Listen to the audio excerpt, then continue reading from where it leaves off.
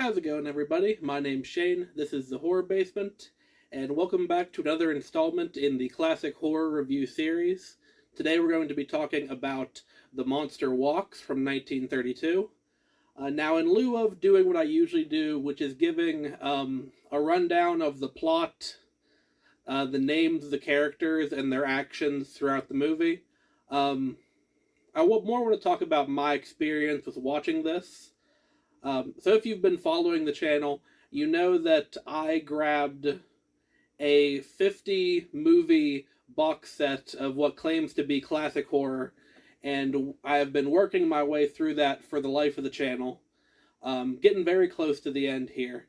And when popping in The Monster Walks, I was a little bit concerned that this was going to be just another killer gorilla movie. Because there have been multiple movies now on the channel that I've had to cover in this box set that have in some way revolved around a gorilla that kills people. And there are a couple other elements in this movie that felt very familiar to me. Like, for instance, a group of characters being shut in to a creepy old mansion to discuss or to hear and discuss the reading of a recently deceased loved one's will. And thirdly, there is a comedic relief character, if using those terms lightly, played by an African American actor, which and the role kind of feeds into the negative stereotypes people had about black people back in the day. Now, that actor is William Best, who is credited in this movie under his, acting pseudonym, Sleep and Eat. Now, while I admit the humor has not aged well, it is extremely racist. A lot of like much of the work of William Best and his contemporaries unfortunately had to be. I will say his delivery and his presence in the movie is very funny, and he definitely outacts all of the white characters in this movie. So I think The Monster Walks inadvertently started a trend, because it took what was popular at the time.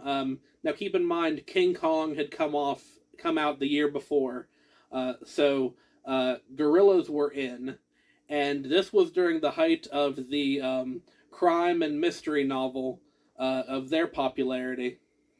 So they take the gorilla from King Kong, which, by the way, in this is played by a chimp, which never actually leaves its cage. Unfortunately, the chimp is a red herring. It is very cute, though, because instead of trying to be scary at any point, it kind of just bounces around its cage like it's performing for treats, which it basically is. And took the will reading, the intra-family subterfuge from many of these mystery novels and brought them together for this movie, and inadvertently stumbled on a formula that was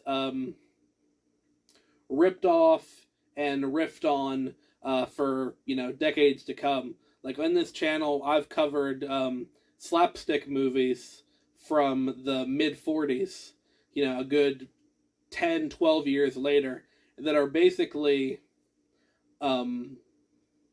rehashing the major plot points of this movie, but inserting like a slapstick team, a la the Marx Brothers or the Marx Brothers or the Three Stooges, that kind of thing, in lieu of the serious hero or straight man character.